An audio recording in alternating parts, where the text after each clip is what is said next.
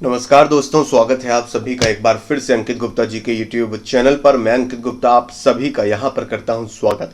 Current affairs की class आज सुबह कुछ कारणों की वजह से नहीं हो पाई। वहां पर थोड़ा सा इलेक्ट्रिसिटी का प्रॉब्लम था और कुछ और चीज़ें थी, तो मैं उसके लिए माफ़ी चाहूँगा। तो चलिए बिना किसी देरी के शुरू करते हैं इस सेशन को, इस क्लास को आप सभी के साथ। देर आए दुरुस्ता वाला काम है कि चलो कोई बात नहीं, सुबह अगर क्लास कंडक्ट नहीं हो पाए, लेकिन अब मैं इस क्लास के साथ आप सभी के साथ यहाँ पर जुड़ चुका हूँ। बहुत सारे महत्वपूर्ण प्रश्न हैं, बहुत सारी एडिशनल इन्फॉर्मेशन है जो कि आप सभी की नॉलेज बढ़ाने में काफ़ी मददगार साबित होगी।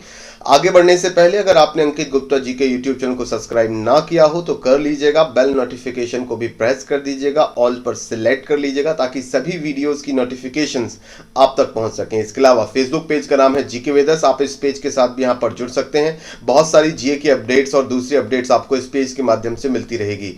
पीडीएफ और दूसरे स्टडी मटेरियल के लिए आपको जुड़ना होगा मेरे टेलीग्राम चैनल पर जिसका नाम है अंकित गुप्ता जी के। इन सभी की जो लिंक है या ज्वाइनिंग लिंक है वो आपको कॉमेंट बॉक्स में मिल जाएंगी, वहां से भी आप हमारे साथ यहां पर जुड़ सकते हैं। आज का जो मोटिवेशनल कोट है वो चुना गया है विकास कुमार शाह जी का। ये कहते हैं कि अगर हारने से डर लगता है तो जीतने का सपना छोड़ दो। सुप्रभात उन्होंने सभी को बोला है और सबसे ज्यादा 15 लाइक्स इन्हीं के मोटिवेशनल कोट को यहां पर मिले हैं, इसलिए इनके मोटिवेशनल कोट को यहां पर शामिल किया गया है। बहुत ही बेहतरीन ये लाइन उन्होंने यहां पर कही है कि अगर आप हारने से डरते ही रहेंगे तो फिर जीतना कब शुरू करेंगे या उसका सपना कब देखेंगे। तो जीतना है तो भाई हारने का डर दिल से निकाल दीजिए। Motivational quote of the day को हमने यहां पर कर लिया है कर लिया है डिस्कस। अब हम लोग करेंगे प्रीवियस क्लास का रिवीजन, उसके बाद लेटेस्ट करंट अफेयर्स एमसीक्यूज को देखेंगे। आज हम लोग फरवरी मंथ के करंट अफेयर्स को डिस्कस नहीं करेंगे बल्कि हम लोग कोविड-19 एमसीक्यू को रिवाइज करेंगे। काफी लंबे समय से कोरोना वायरस के ऊपर बहुत सारे ऐसे एमसीक्यूज हैं। एक मैंने पूरा सेशन भी आप सभी के लिए डिजाइन किया था, तो लास्ट के 10 मिनट्स में हम लोग इसका पूरा रिवीजन यहां पर कंडक्ट करेंगे। सिटी ऑफ द डे वैसे कल भी कोलकाता थी, यहां पर हमने कोई नई सिटी नहीं ली है, लेकिन आज भी कोलकाता शहर के बारे में एक डिटेल रिवीजन हम लोग यहां पर करेंगे। स्टैटिक क्विज तो आपका रहना ही है और लास्ट में एमसीक्यू चैलेंज भी। तो करंट अफेयर्स एमसीक्यू की करते हैं शुरुआत प्रीवियस क्लास के रिवीजन के साथ। और पहला यहाँ पर जो फैक्ट है वो आप सभी के सामने यहाँ पर ये रहा कि जीडीपी के जो प्रोडक्शन बनता है उसे हम लोगों को क्या करना है, रिवाइज करना ही है और याद करना ही करना है हमें। तो बिल्कुल यहाँ पर यूनाइटेड नेशंस के द्वारा, यूएन के द्वारा भारत की जीडीपी को कितना प्रोडिक्ट किया गया है, 4.8%। वर्ल्ड बैंक ने एक लिमिट तय की है जिसको है 1.5% से लेकर 2.8% के बीच में। क्रिसिल के द्वारा भारत की जीडीपी 5.2%। क्रिसिल का फुल फॉर्म बनता है credit rating information services of India limited. इसका फुल फॉर्म याद रखिएगा। क्रिसिल भारत की पहली और सबसे बड़ी क्रेडिट रेटिंग एजेंसी आपकी बनती है। गोल्डमैन सैक के अनुसार अगर हम लोग बात करते हैं तो भारत की जीडीपी मात्र 1.6% इंक्रीज होगी। इसके अलावा मूडीज की बात करते हैं 2.5%। इंटरनेशनल मॉनेटरी फंड यानी कि आईएमएफ के द्वारा अगर कैलकुलेट करते हैं तो 1.9%। कोरोना वायरस महामारी के बीच में दुनिया भर की सभी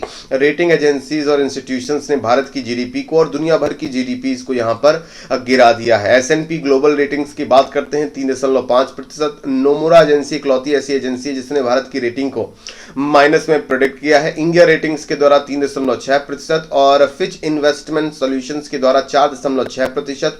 फिच रेटिंग्स के द्वारा 2%। एसबीआई की इको रैप रिपोर्ट के अनुसार 2.6%। बार्कलेज ने 0.8% की दर से यहां पर वृद्धि का अनुमान जताया है 2020 और 21 में भारत की जीडीपी का। कल हम लोगों ने अमेरिका के बारे में काफी डिटेल में देखा था, आज उस डिटेल को यहां पर केवल रिवाइज कर लेंगे। जैसे कि हम सभी के सामने अमेरिका राज्य या अमेरिका कंट्री आपका स्वतंत्र हुआ था 1776 में और तारीख थी 4 जुलाई और 4 जुलाई को अमेरिका का इंडिपेंडेंस डे आपका सेलिब्रेट किया जाता है। अगर हम लोग जमीन के हिसाब से यहां पर देखते हैं, लैंड के हिसाब से यहां पर देखते हैं तो 4 या 4th पोजीशन पर आपका अमेरिका कंट्री बनता है। America is a country consisting of 50 states. America जो देश है उसमें 50 राज्य आपके शामिल हैं और एक फेडरल डिस्ट्रिक्ट भी शामिल है। उस डिस्ट्रिक्ट का नाम है डिस्ट्रिक्ट कोलंबिया, जहां पर वॉशिंगटन डीसी जो कि अमेरिका की राजधानी है, वॉशिंगटन डीसी यहीं पर आपकी मौजूद है। वॉशिंगटन हेडक्वार्टर बनता है इंटरनेशनल मॉनेटरी फंड और वर्ल्ड बैंक का। लर्न करते हुए चलिएगा, रिवाइज करते हुए चलिएगा, चीजें आपको साथ ही साथ सेशन में ही क्लियर हो जाएंगी। America was the first country to develop nuclear weapons and using them on Japanese city Hiroshima और Nagasaki near the end of the World War II। द्वितीय विश्व युद्ध जो कि आपका 1945 में खत्म हुआ था, तो द्वितीय विश्व युद्ध के दौरान अमेरिका ने पहली बार किसी भी कंट्री के द्वारा न्यूक्लियर वेपन्स का इस्तेमाल किया गया था। फैटमैन और लिटिल बॉय नाम के दो जो परमाणु बम है वो हिरोशिमा और नागासाकी शहरों पर गिराए गए थे। हाल ही में अमेरिका ने इस बात के लिए भी क्लेम किया है कि चाइना ने एक छोटा सा न्यूक्लियर टेस्ट भी किया है, लेकिन इस बात की पुख्ता जानकारी नहीं है। It is a permanent member of UN security council. UN की सिक्योरिटी काउंसिल में 5 आपके स्थायी सदस्य हैं और अमेरिका उनमें से एक है। भारत भी काफी लंबे समय से यूएन की सिक्योरिटी काउंसिल में स्थायी सीट की मांग कर रहा है, लेकिन अभी तक उसे स्थायी सीट नहीं मिली है। अमेरिका लार्जेस्ट सिटी अमेरिका की बात करते हैं तो न्यूयॉर्क, और न्यूयॉर्क को बिग एप्पल भी आपका कहा जाता है। अमेरिका की नेशनल लैंग्वेज की बात करते हैं तो अमेरिकन इंग्लिश बनेगी। प्रेसिडेंट बनेंगे डोनाल्ड ट्रंप, जबकि वाइस प्रेसिडेंट बनेंगे माइक पेंस। और अमेरिका के फर्स्ट प्रेसिडेंट थे जॉर्ज वॉशिंगटन, ये भी याद रखिएगा। यहाँ का जो नेशनल बर्ड बनती है, यहाँ की राष्ट्रीय पक्षी बनता है बाल्ड ईगल, और यहाँ का जो नेशनल गेम बनता है वो बेसबॉल बनता है। अमेरिका का ही पहला व्यक्ति था, या फर्स्ट जो पहला व्यक्ति था जिसने चांद पर कदम रखा था, वो first man to walk on moon, वो अमेरिकन थे। उनका नाम था नील आर्मस्ट्रांग। और अमेरिका के नील आर्मस्ट्रांग के बाद सेकेंड नंबर पर जिस व्यक्ति ने चांद पर कदम रखा था उनका नाम था बज एल्ड्रिन। भारत की तरफ से राकेश शर्मा ने चांद पर पहली बार कदम रखा था। नील आर्मस्ट्रांग ने 21 जुलाई 1969 में चांद की सतह पर कदम रखा था, और इसी वजह से नील आर्मस्ट्रांग को अमेरिका का सबसे बड़ा नागरिक सम्मान प्रेसिडेंशियल मेडल ऑफ फ्रीडम से भी नवाजा गया था। अगर पूछा जाता है एग्जाम में वर्ल्ड ज्योग्राफी में कि रॉकी माउंटेन्स किस कंट्री में मौजूद है, तो आंसर बनेगा अमेरिका में। हम लोगों ने डॉक्टर भीमराव अंबेडकर जी की जयंती के ऊपर भी 1 से 2 क्वेश्चन डिस्कस किए थे। उसके बाद यहाँ पर डिटेल आप सभी के सामने है। इस डिटेल में मैंने कुछ और डिटेलिंग यहाँ पर ऐड की है, तो इस स्लाइड में आप बहुत सारी जानकारी डॉक्टर भीमराव अंबेडकर जी के बारे में जानेंगे।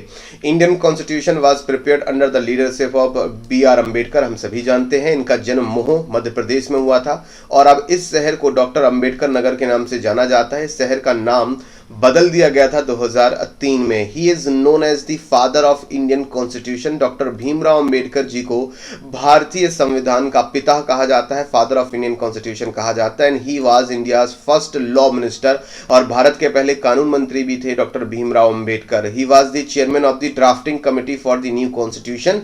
जिस ड्राफ्टिंग कमिटी ने ड्राफ्ट तैयार किया था संविधान का, उस कमेटी के जो चेयरमैन थे वो डॉक्टर भीमराव अंबेडकर ही थे। अभी तक अगर हम लोग इतिहास की बात करते हैं तो 3 राउंड टेबल कॉन्फ्रेंस हम लोगों ने पढ़ी है। First round table conference 1930, second round table conference 1931 and third round table conference 1932। इकलौते भारतीय नेता डॉक्टर भीमराव अंबेडकर ही थे जिन्होंने तीनों राउंड टेबल कॉन्फ्रेंसेस में हिस्सा आपका लिया था। 1932 में डॉक्टर भीमराव अंबेडकर जी ने महात्मा गांधी जी के साथ पूना पैक्ट पर भी समझौता किया था, या इस समझौते पर भी साइन किए थे, जिसके तहत जो आइडिया था सेपरेट इलेक्टोरेट्स का फॉर द डिप्रेस्ड क्लासेस, यानी कि यहां पर यह कहा गया था कि पूरे भारत में सेपरेट इलेक्टोरेट्स बने हर कम्युनिटी के लिए। तो इससे क्या होगा कि जो पर्टिकुलर एक कम्युनिटी है वो अपनी ही कम्युनिटी के उम्मीदवार को यहाँ पर वोट डालेगी। इस आइडिया को कुछ समय के लिए उन्होंने हटा दिया था, या उस पूना पैक्ट के साथ ये आइडिया उन्होंने हटा दिया था, या इस विचार को त्याग दिया था। His ideas before Hilton Young commission served as the foundation of the reserve bank of India. हम सभी जानते हैं कि भारतीय रिजर्व बैंक की स्थापना 1935 में हुई थी, जबकि RBI के लिए जो कानून स्थापित हुआ था, कानून बनाया गया था, वो 1934 में बना था। लेकिन 1926 में अंग्रेजों के द्वारा एक कमेटी बनाई गई थी। कमेटी का नाम था हिल्टन यंग कमीशन। तो हिल्टन यंग कमीशन के सामने डॉक्टर भीमराव अंबेडकर जी ने भी अपने विचार रखे थे RBI को स्थापना या RBI की स्थापना को लेकर, और यही रीजन है कि आगे चल के भारत का central bank reserve bank of India स्थापित हो सका। 1936 में बात करते हैं तो वो बॉम्बे लेजिस्लेटिव असेंबली में एज अ MLA यानी कि मेंबर ऑफ लेजिस्लेटिव असेंबली वो वहां पर चुने गए। इन्हें भारत रत्न से सम्मानित किया गया था 1990 में, और बोधिसत्व पुरस्कार से 1956 में सम्मानित किया गया था। इनका समाधि स्थल मुंबई दादर में मौजूद है, जिसे हम लोग चैत्य भूमि आपका कहते हैं। तो ये रही बहुत सारी अच्छी इंफॉर्मेशन और बहुत ही knowledgeable information about the doctor Bhimrao Ambedkar. उम्मीद है यहाँ पर सारी बातें आपको क्लियर होती चल रही होंगी। एक बार यस लिखकर बता दीजिएगा, और कुछ नई जानकारी मिली हो तो इस सेशन को लाइक करते हुए जरूर आगे बढ़ें। अब पहले प्रश्न को यहाँ पर रिवाइज कर लेते हैं। कल के क्लास से लिया गया यह प्रश्न है कि नई दिल्ली में कृषि भवन में अखिल भारतीय कृषि परिवहन कॉल सेंटर का शुभारंभ किसने किया है? All India agri transport call centre, इसका उद्घाटन कृषि भवन में किसने किया है? वित्त मंत्री, कृषि मंत्री, मानव संसाधन विकास मंत्री, प्रधानमंत्री, या इनमें से कोई नहीं। सही जवाब यहां पर बनता है हमारे कृषि मंत्री, क्योंकि कृषि परिवहन कॉल सेंटर है ना, एग्री ट्रांसपोर्ट कॉल सेंटर है, तो याद रखने में आसानी होगी आपको कि कृषि मंत्री के द्वारा ही इसको इनॉग्रेट किया गया था। वर्तमान में कृषि मंत्री बनते हैं नरेंद्र सिंह तोमर जी, वित्त मंत्री बनती हैं आपकी मिसेज निर्मला सीतारमण जी, मानव संसाधन विकास मंत्री बनते हैं रमेश पोखरियाल निशंक जी, प्रधानमंत्री हम सभी को पता है। नेक्स्ट क्वेश्चन, दूसरी देखो अपना देश वेबिनार श्रृंखला आज से शुरू हो रही है, ये कल का क्वेश्चन है। यह किस शहर पर आधारित है? तो सेकंड देखो अपना देश webinar series starts yesterday is based on which city? तो मैंने कल ही आपको बताया था कोलकाता शहर के ऊपर ये बेस्ड है। इससे पहले पहली जो आपकी वेबिनार सीरीज थी वो दिल्ली के ऊपर आपकी आधारित थी। सूरत शहर का निकनेम भी याद रखिएगा, सूरत शहर को कहते हैं डायमंड कैपिटल ऑफ इंडिया और diamond capital of the world. Surat शहर टेक्सटाइल के बिजनेस के लिए, कपड़ों के उत्पादन के लिए भी जाना जाता है, इसलिए इसे टेक्सटाइल कैपिटल ऑफ इंडिया भी कहते हैं। लखनऊ गोमती नदी के किनारे आपका मौजूद है, उत्तर प्रदेश की राजधानी ये बनता है ये शहर। लखनऊ शहर की बात करें तो यहाँ पर 2 जीआई टैग भी आपके मिले हुए हैं, यानी कि ज्योग्राफिकल इंडिकेशन टैग। एक तो है लखनऊ की जरदोजी और दूसरा है लखनऊ की चिकनकारी, जो कि कपड़ों पर की जाती है। इन दोनों पॉइंट को यहाँ पर याद रखिएगा। नवाबों का शहर लखनऊ को कहा जाता है, ये इसका निकनेम बनता है। कल ही मैंने आपसे डिस्कस किया था, क्योंकि अभी हम लोग प्रीवियस क्लास का रिविजन कर रहे हैं, तो उसमें मैंने आपको बताया था कि कलकत्ता के रिच कल्चर को दिखाने के लिए एक वेबिनार सीरीज को स्टार्ट किया गया है, और ये दूसरी वेबिनार सीरीज है। इससे पहली वेबिनार सीरीज दिल्ली की दिखाई गई थी। वेबिनार के बारे में मैंने आपसे पूछा था कि वेबिनार कहते किसे हैं, तो बहुत सारे विद्यार्थियों ने इसका सही जवाब दिया है, लेकिन वो हम सेशन के लास्ट में डिस्कस करेंगे। अब आगे बढ़ते हैं और कलकत्ता के बारे में कल जो हमने बहुत सारी जीए और जीके डिस्कस की थी उसको एक बार यहाँ पर रिवाइज करेंगे। सबसे पहले करंट अफेयर्स को रिवाइज करेंगे। हुगली नदी कोलकाता में भारत की पहली अंडर वाटर मेट्रो ट्रेन का निर्माण किया जा रहा है। ये एक इंपॉर्टेंट फैक्ट आपका फैक्ट यहाँ पर बनता है कि हुगली नदी के नीचे भारत की पहली अंडर वाटर मेट्रो टनल यानी कि सुरंग खोदी जा रही है, और इसके निर्माण के बाद कोलकाता मेट्रो भारत की पहली मेट्रो हो जाएगी जो अंडर वाटर भी ऑपरेशनलाइज होगी या अंडर वाटर भी यहां पर वर्क करेगी। जबकि भारत की पहली मेट्रो ट्रेन भी कोलकाता में ही चलाई गई थी 1984 में। कोलकाता पोर्ट ट्रस्ट के 150वें समारोह पर मोदी जी ने वहां पर स्मारक टिकट भी जारी किए थे। इसके बाद मोदी जी ने कोलकाता बंदरगाह ट्रस्ट का नाम बदलकर श्यामा प्रसाद मुखर्जी बंदरगाह भी कर दिया था। वर्ल्ड बैंक ने कुछ महीनों पहले कोलकाता को विकसित करने के लिए 300 मिलियन अमेरिकी डॉलर की योजना भी पेश की थी, तो ये भी साथ ही साथ याद रखिएगा। अब कुछ स्टैटिक फैक्ट्स के बारे में भी डिस्कस कर लेते हैं अबाउट दी कोलकाता सिटी।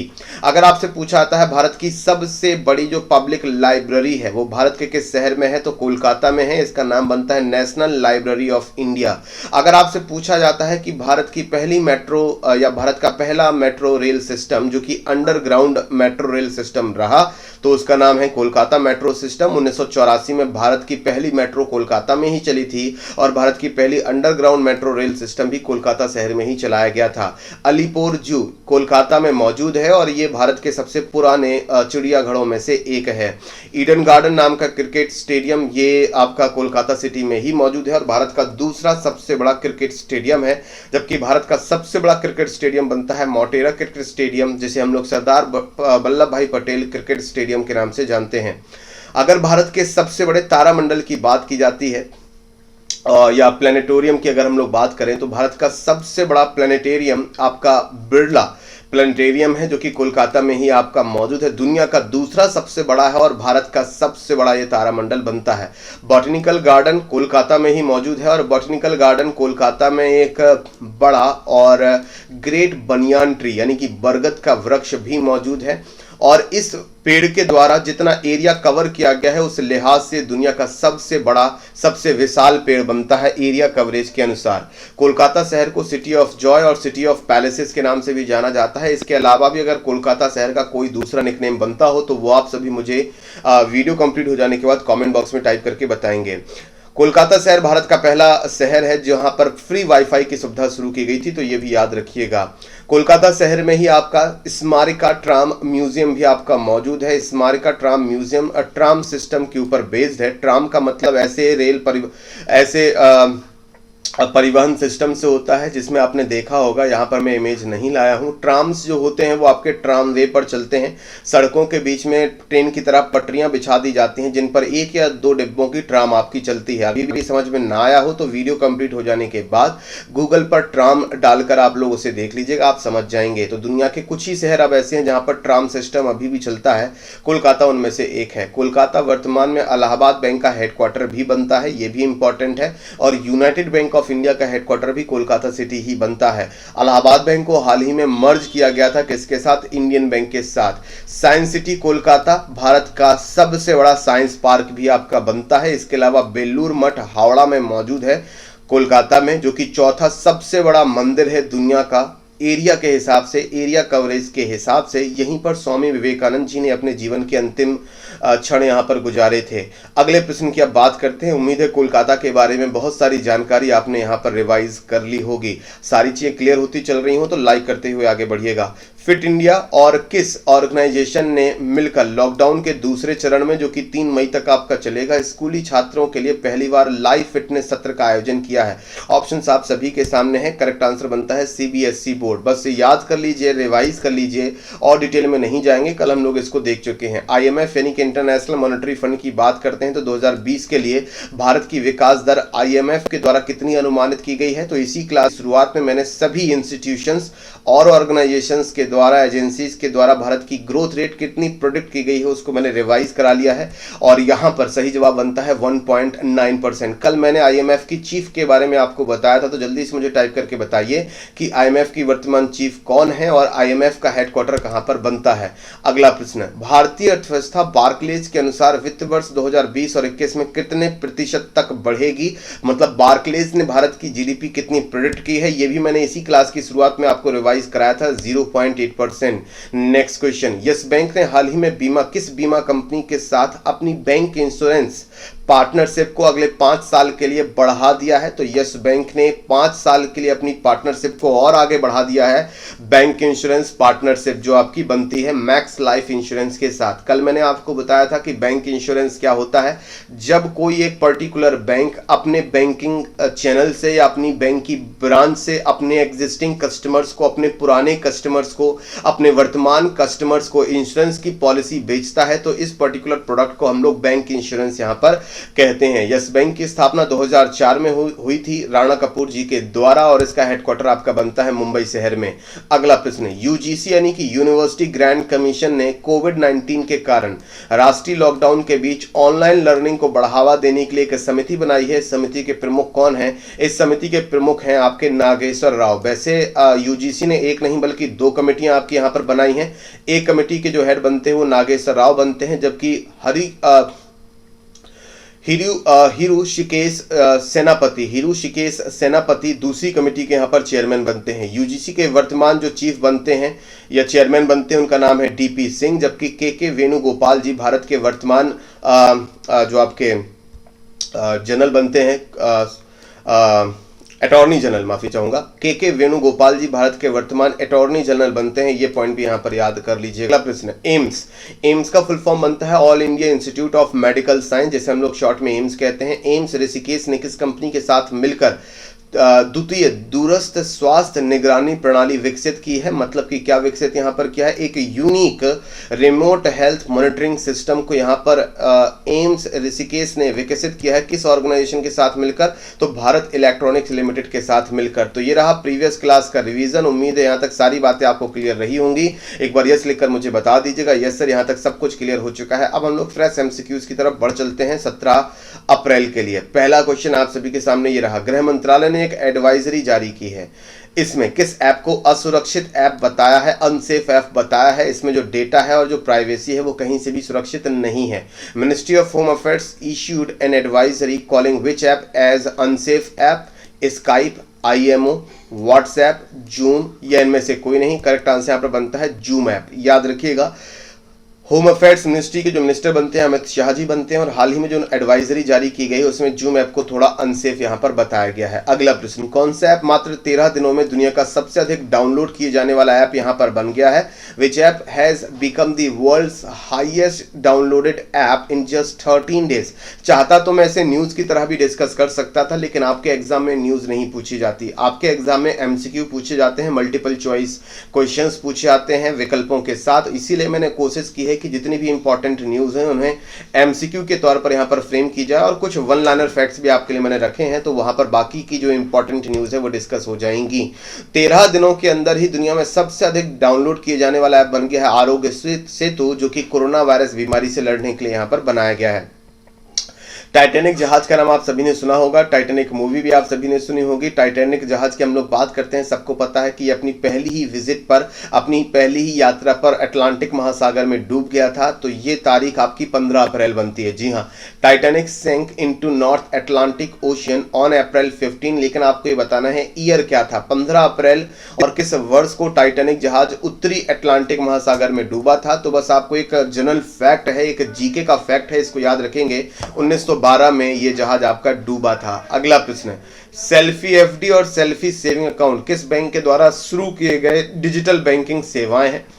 जना small finance bank, AU small finance bank, Equitas small finance bank या उज्जीवन स्मॉल फाइनेंस बैंक, या इनमें से कोई नहीं? मैंने अपनी प्रीवियस क्लासेस में आपको बताया है कि जब से आपका पेमेंट्स बैंक और स्मॉल फाइनेंस बैंक वाला कॉन्सेप्ट शुरू हुआ है, तब से बहुत सारे प्रश्न इससे संबंधित पूछे गए हैं।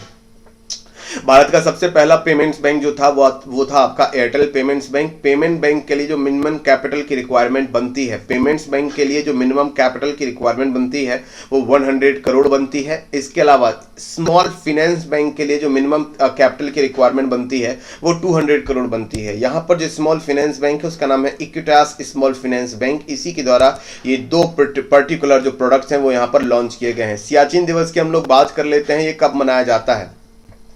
सियाचिन डे की बात करते हैं तो ये 13 अप्रैल को ही मनाया जाता है। सियाचिन के बारे में एक पॉइंट और याद रखना है कि सियाचिन दुनिया का सबसे ऊंचा युद्ध क्षेत्र है, जहां पर भारतीय सेनाओं ने चीनी सेनाओं के साथ युद्ध लड़ा था। 13 अप्रैल को सियाचिन दिवस भी मनाया जाता है। तो आप सभी ये भी जानते हैं कि 13 ही अप्रैल को जलियांवाला बाग नरसंहार की बरसी भी आपकी मनाई जाती है।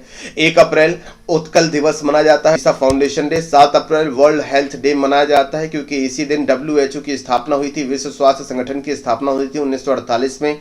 हेडक्वार्टर बनता है Geneva Switzerland. World trade organization का हेडक्वार्टर भी जेनेवा आपका बनता है। 5 अप्रैल को नेशनल मैरीटाइम डे यानी कि राष्ट्रीय समुद्री दिवस आपका मनाया जाता है, और विश्व समुद्री दिवस आपका मनाया जाता है 24 सितंबर को। 9 अप्रैल को मनाया जाता है CRPF शौर्य दिवस। 10 अप्रैल को आपका मनाया जाता है वर्ल्ड होम्योपैथी डे। 13 अप्रैल को जलियांवाला बाग नरसंहार 1919 में हुआ था अमृतसर पंजाब में, और 13 अप्रैल को ही Siachen day.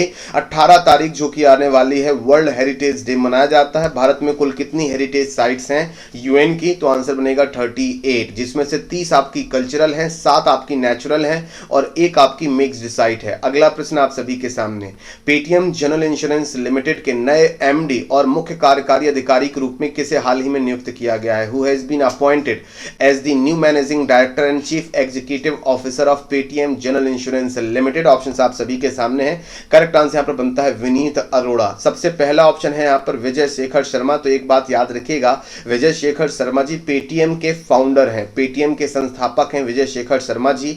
Rajneesh Kumar ji state bank of India के क्या है? वर्तमान चेयरपर्सन आपके बनते हैं। अगला प्रश्न, कोविड-19 रोगियों और संदिग्धों के उपचार के लिए किस राज्य सरकार के द्वारा आयुर्वेद का उपयोग शुरू किया गया है?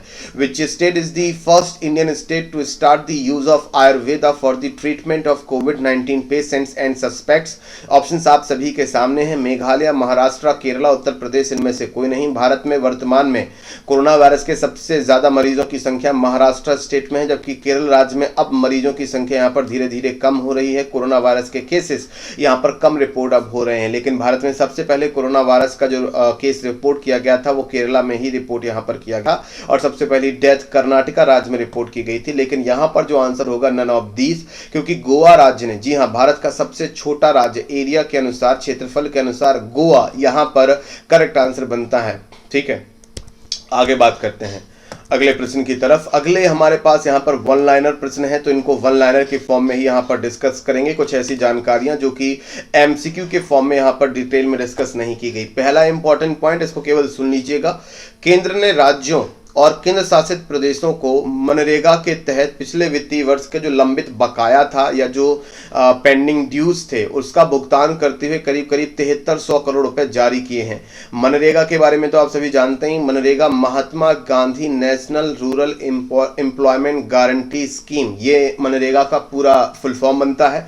मनरेगा योजना को पहले नरेगा योजना के नाम से जाना जाता था, यानी कि national rural employment guarantee act, और ये दुनिया का सबसे बड़ा रोजगार देने वाली योजना है। क्या आप मुझे बता सकते हैं, जब ये वीडियो कंप्लीट हो जाए, ये क्लास खत्म हो जाए, तो उसके बाद मुझे कमेंट बॉक्स में लिखकर जरूर बताइएगा कि नरेगा योजना को मनरेगा योजना में किस वर्ष कन्वर्ट किया गया था, किस वर्ष नरेगा योजना में महात्मा गांधी शब्द को ऐड किया गया था।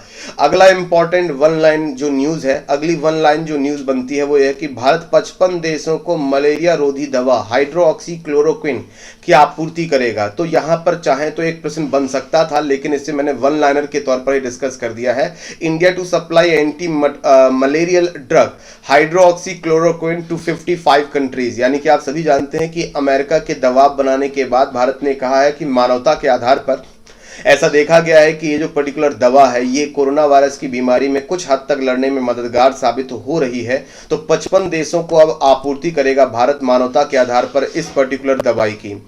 एक फेक न्यूज भी है जिसके बारे में मुझे लगा कि मुझे आपको बता देना चाहिए, क्योंकि अफवाहों को रोकना भी हमारी और आपकी ही जिम्मेदारी है, क्योंकि हम लोग जनरल अवेयरनेस टीच करते हैं और जनरल अवेयरनेस हम लोग पढ़ते हैं। तो अवेयरनेस ये भी होती है कि सोशल मीडिया पर इस तरह की अफवाहें भी थी, कुछ पोस्ट भी थी कि सरकार हेलीकॉप्टर के माध्यम से पैसा गिराएगी। ऐसा कुछ भी नहीं है, ये एक फेक न्यूज है। Government to drop money from helicopters in every town, this is a fake news. हर शहर में हेलीकॉप्टरों से पैसा गिराया जाएगा ताकि कोरोना वायरस से लड़ने में लोगों को मदद मिल सके, ये एक फेक न्यूज है। सरकार ने इसे फेक न्यूज बताया है।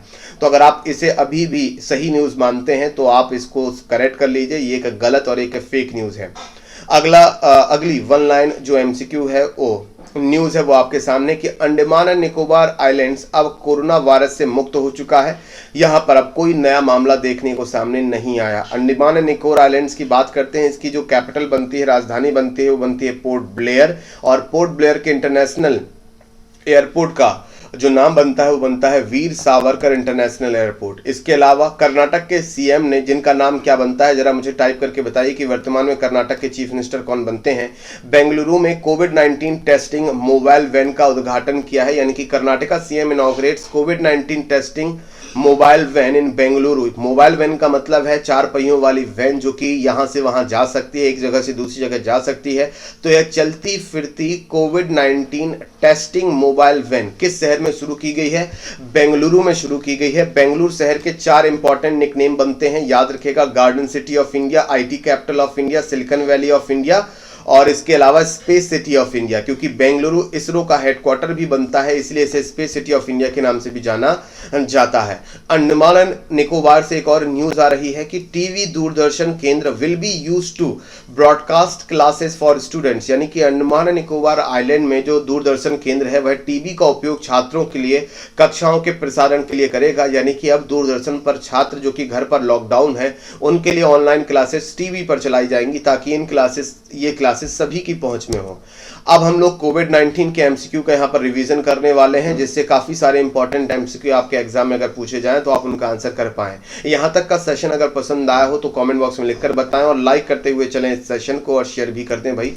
चलिए, पहला यहां पर क्वेश्चन आप सभी के सामने, इसको हम लोग जल्दी से क्विक रिवीजन करेंगे, क्योंकि ये सारे प्रश्न कभी ना कभी आपके साथ डिस्कस हुए हैं, लेकिन केवल रिवीजन के पॉइंट ऑफ व्यू से यहां पर मैं आप सभी के साथ ये डिस्कस कर रहा हूं। तो पहला क्वेश्चन आप सभी के सामने कि कोरोना वायरस की पहली बार खोज कब हुई थी? When corona virus was first discovered?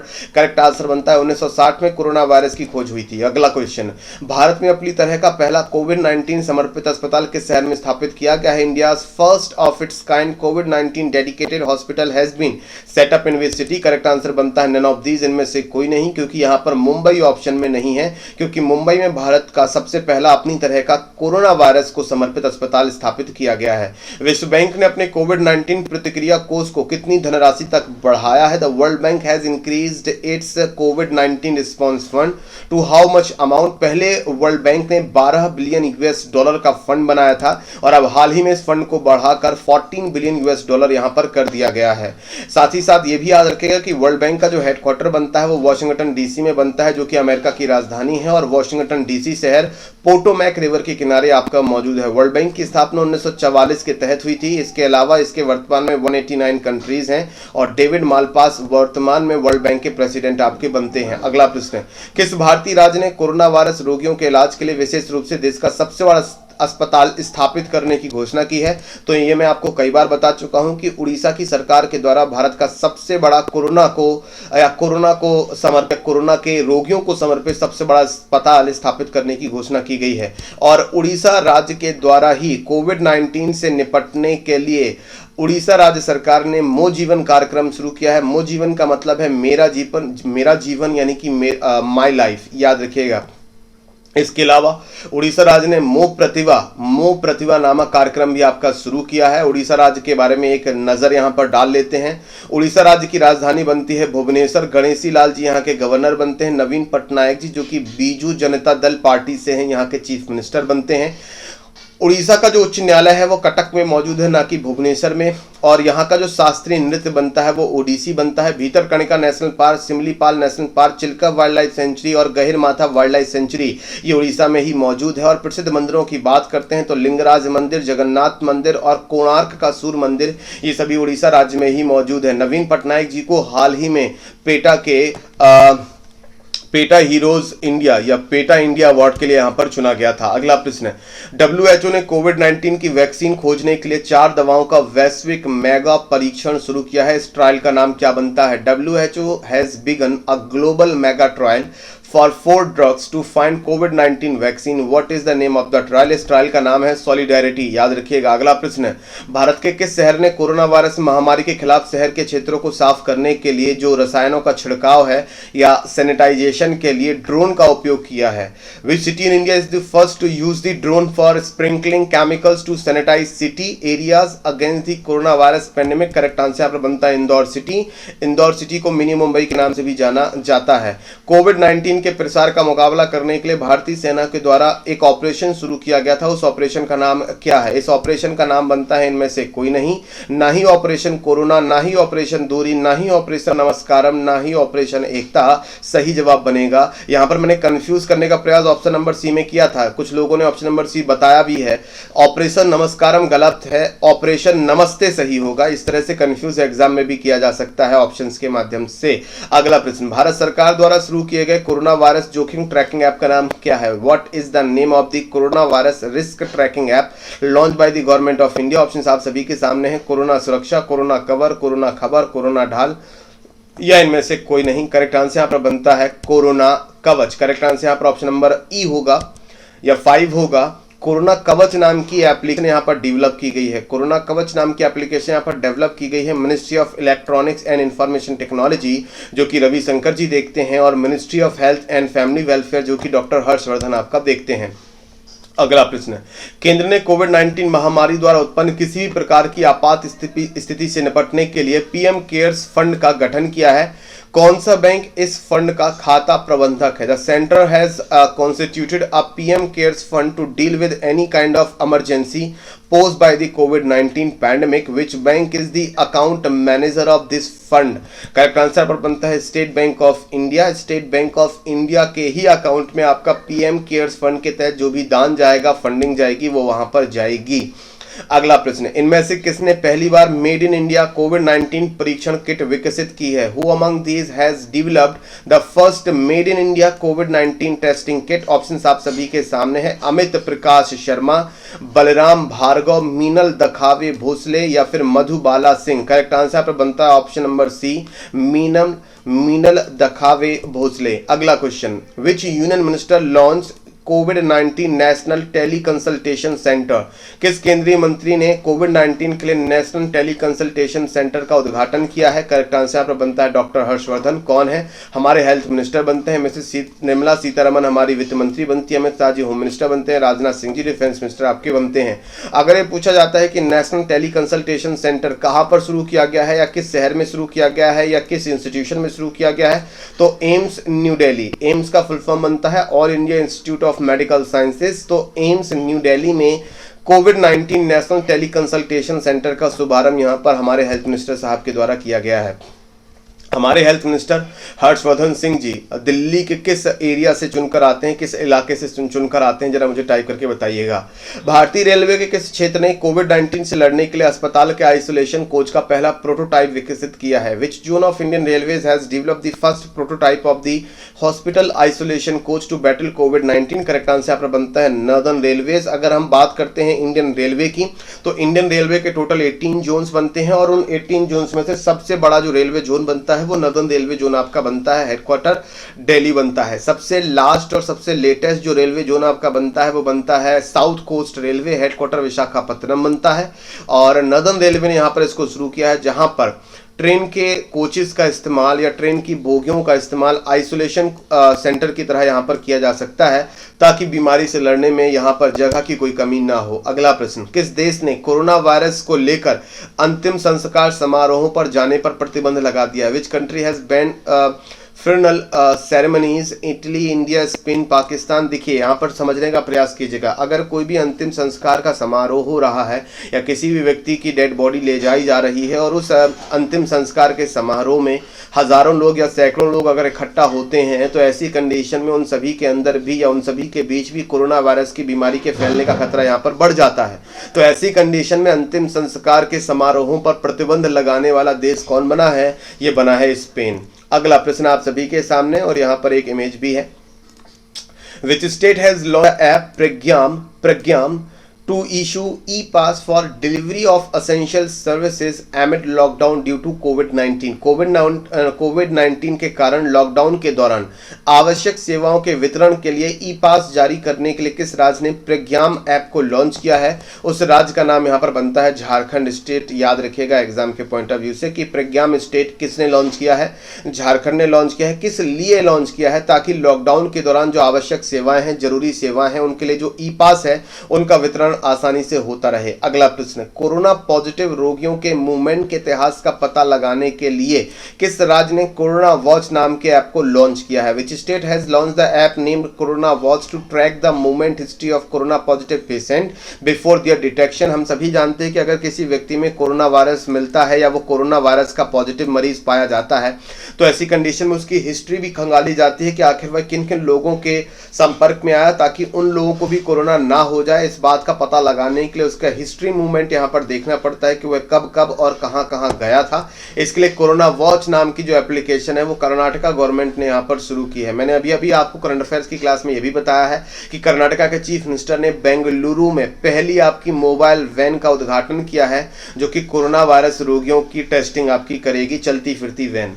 अगला प्रश्न, मारिया टेरेसा पहली शाही पीड़िता हैं जिनकी कोविड-19 के कारण 86 वर्ष की आयु में मृत्यु हो गई। वह किस देश की राजकुमारी थी? Maria Teresa is the first royal victim who died at the age of 86 due to कोविड-19। She was the princess of which country? Correct answer यहाँ पर बनता है स्पेन। लास्ट क्लास में मैंने आप सभी से पूछा था कि व्हाट इज वेबिनार या वेबिनार क्या होता है, तो इतने सारे विद्यार्थियों ने इसका आंसर किया है ना कि इसका मुझे मतलब मैं यहाँ पर नहीं ला सकता था कि कितनों ने इसका आंसर किया है, क्योंकि बहुत सारे लोगों ने इसका यहाँ पर बिल्कुल सही आंसर किया था। तो यहाँ पर मैं आप सभी के लिए इंफॉर्मेशन लेकर आया हूँ। मैं उन सभी विद्यार्थियों के नाम आपको यहाँ पर दिखाना चाहूँगा जिन सभी विद्यार्थियों ने यहाँ पर बिल्कुल सही जवाब दिया है। अगर मैं यहाँ पर बात करता हूँ इस सेशन की, तो लास्ट सेशन जो हमारा था उसमें टोटल 83 कमेंट्स आए, जिसमें से आप देख सकते हैं कि विकास कुमार जी ने तो मोटिवेशनल कोट है। और सबसे लास्ट में हम लोग यहाँ पर चलेंगे ताकि हम लोग लास्ट से पहले की तरफ यहाँ पर बढ़ सकें और यहाँ पर ये देख सकें कि किसने सबसे पहले और किसने सबसे जल्दी आंसर यहाँ पर दिया था। तो न्यूएस्ट में तो सबसे ऊपर आ जाएगा उस व्यक्ति का नाम जिसने सबसे लास्ट में आंसर किया है, और सबसे पहले किसने आंसर यहाँ पर किया है तो हम लोग यहाँ पर देख सकते हैं यहाँ से बहुत सारे विद्यार्थियों ने वेबिनार का बिल्कुल सही जवाब यहाँ पर दिया है और यहाँ पर आप देख सकते हैं कि पूरा का पूरा जो कमेंट बॉक्स था वो इससे भर चुका था। हरिओम यादव जी की बात करें तो इन्होंने आंसर तो नहीं किया, सबसे पहले जो आंसर किया था वो शीलम यादव जी ने किया था, क्योंकि यहाँ पर मैं सेट कर चुका हूँ और यहाँ पर मैंने शॉर्ट कर लिया है। इसके अलावा नंद किशोर जी ने भी वेबिनार का बिल्कुल सही जवाब यहाँ पर दिया था। वेब सेमिनार, यानी कि वेबिनार का मतलब यहाँ पर यही हो जाता है कि जहाँ पर वेब आधारित सेमिनार होता है।